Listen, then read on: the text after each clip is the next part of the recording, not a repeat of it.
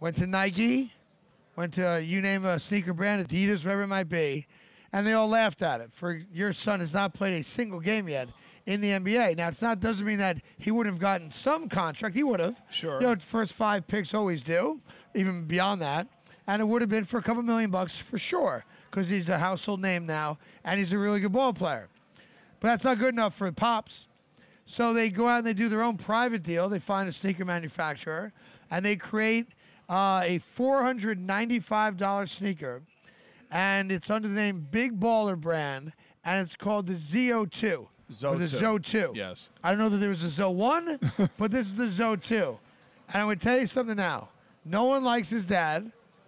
The kid's in a weird spot because his dad's got a big mouth, but it's his father. So, you know, you go along with what your pop says and does. And the kid can play. And the kid's got credibility amongst young fans of the sport. This sneaker will be the hottest seller when it comes out. It'll sell out.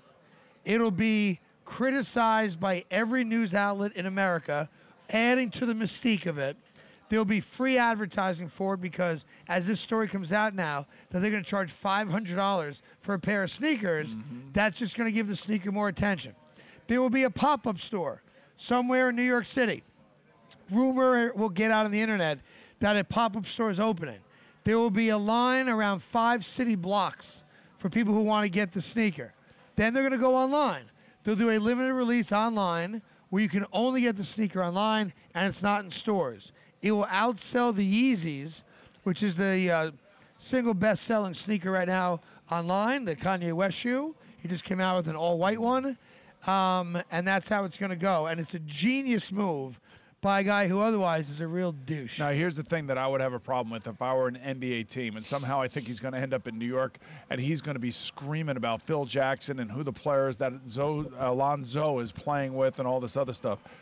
He is such a distraction that if you draft his son, which he will be drafted with the top 2 picks, you got to take all of that crap on to your franchise. Yep. And this guy is going to be out there screaming and yelling about how his son is not the reason why a team is losing or a franchise is losing. And I'm telling you, he's put a target on his son's back. Yep. There's no way that NBA players are going to let this kid come in, no matter how nice he is, how good he is, or how humble he is. NBA players, at least early on in his career, are going to take it out on him. Yeah, I mean, listen, I think that's part of it anyway. Could you imagine if Michael Jordan played against him?